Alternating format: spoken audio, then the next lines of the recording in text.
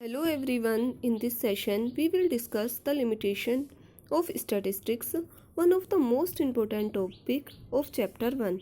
अच्छा बच्चों, आज हम देखने वाले हैं जो स्टैटिस्टिक्स है उसकी लिमिटेशंस क्या होती हैं या फिर कह सकते हैं डिसएडवांटेजेस क्या होते हैं या फिर डिमेरिट्स क्या होती हैं।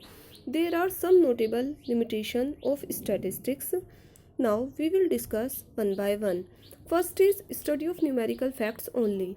स्टैटिस्टिक्स क्या बताता है? स्टैटिस्टिक्स क्या स्टडी करता है? स्टैटिस्टिक्स में सिर्फ न्यूमेरिकल टर्म्स की ही स्टडी की जाती है या फिर कह सकते हैं क्वांटिटेटिव डेटा को ही स्टडी करता है। फॉर एग्जांपल, अगर हमें जीडीपी मेज़र करना है या फिर अनएम्प्लॉयमेंट मेज़र करना है, पॉवर्टी मेज़र करना है, गवर्नमेंट का एक्सपेंडिचर को देखना है या फिर रिवेन्यू देखना है, तो वो सारा ही जो डेटा होगा वो क्वांटिटेटिव टर्म्स में होगा। वो क्वालिटेटिव टर्म्स को फुल्ली एंड टोटली इग्नोर करता है। क्वालिटेटिव डेटा होता क्या है?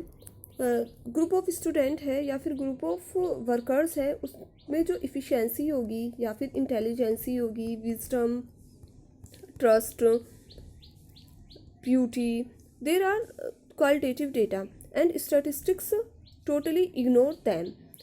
स्टैटिस्टिक्स में क्या किया जाता है? सिर्फ और सिर्फ क्वांटिटेटिव डेटा को मेज़र किया जाता है। This is a major limitation of statistics. Next है study of aggregates only.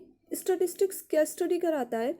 Statistics aggregates की स्टडी कराता है। It does not study statistical fact relating to particular unit.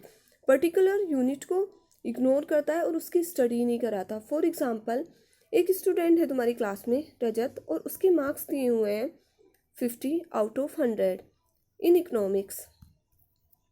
तो जो स्टैटिस्टिक्स है उसमें इस सिंगल यूनिट के या फिर पर्टिकुलर यूनिट की स्टडी नहीं की जाती, बिकॉज इस यूनिट से ना तो हम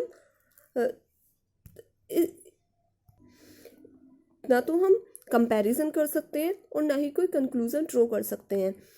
तो स्टैटिस्टिक्स क्या करता है? पर्टिकुलर यूनिट को इग्नोर करता है। अब अगर हम देखें स्टैटिस्टिक्स के लिए क्या चाहिए कि total student in your class, total student कितने हैं तुम्हारी क्लास में, उन सबके मार्क्स चाहिए इन इकोनॉमिक्स। तो then we compare to each other and conclude, या फिर हम अपना कंक्लूजन ड्रॉ कर सकते हैं। तो statistics study of aggregates only. Okay student. Next is homogeneity of data and essential requirement. Statistics के लिए क्या होता है कि जो डेटा है हमारा वो होमोजीनस होना चाहिए, एक जैसा होना चाहिए। होमोजीनस का मतलब कैसा क्या होता है? जो होमोजीनस है उसका मीन्स होता है कि डेटा सिमिलर होना चाहिए, नोट अ डिफरेंट या फिर नोट अ हेट्रोजीनस। हेट्रोजीनस का मीन्स होता है डिफरेंट। डेटा डिफरेंट नहीं होना चाहिए। एक एग्जांपल से समझाना चाहूँगी। For example, production of food grains दिया हुआ है एंड प्रोडक्शन ऑफ क्लॉथ दिया हुआ है। अब जो प्रोडक्शन ऑफ फूड ग्रेन्स होगा उसको हम मेजर करते हैं टन्स में, लेकिन प्रोडक्शन ऑफ क्लॉथ्स को हम मेजर करते हैं मीटर में। तो अब अगर हम स्टैटिस्टिक्स क्या करता है कि इन दोनों को ही एक साथ स्टडी नहीं कर सकता, because these are not inter correlated and interlinked. Because food grains को हम मेज़र करते हैं टन्स में और क्लॉथ्स को मेज़र करते हैं मीटर में। तो इसलिए स्टैटिस्टिक्स दो डिफरेंट यूनिट्स के बीच में स्टडी नहीं करा सकता। इसके लिए क्या चाहिए कि दोनों ही यूनिट या तो सेम हो, या फिर अगर हम फूड प्रोडक्शन देख रहे हैं, फूड ग्रेन्स का प्रोडक्शन देख रहे हैं, तो हम डिफरेंट ईयर्स में कितना प्रोडक्शन हुआ या फिर डिफरेंट इंडस्ट्री ने कितना प्रोडक्शन किया इन फूड ग्रेन्स, यानी कि जो यूनिट्स है वो सेम होने चाहिए स्टैटिस्टिक्स के लिए। इट मीन्स जो डेटा है वो होमोजीनस होना चाहिए। नेक्स्ट है result are true only an average. This is a major limitation of statistics, because जो स्टैटिस्टिक्स रिजल्ट प्रोवाइड करता है वो ऑन एन एवरेज होते हैं। फॉर एग्जांपल, अगर तुम्हारी कंट्री की जो पर कैपिटा इनकम होगी, पर कैपिटा इनकम कितनी है?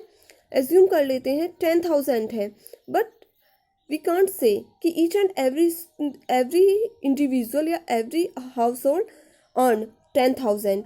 देर आर, हो सकता है कि कुछ इंडिविजुअल या कुछ हाउस होल्ड 10,000 पर मंथ से ज़्यादा इनकम अर्न करते हो और कुछ हो सकता है 5,000 पर मंथ अर्न करते हो।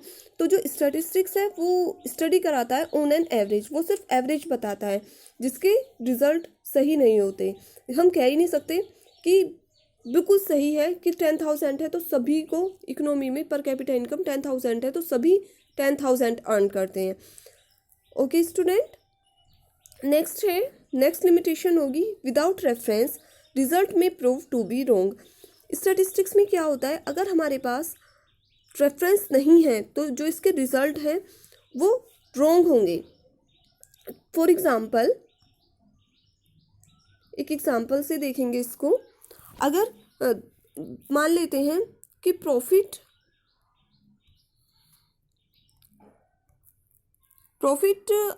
Earn in cloth industry,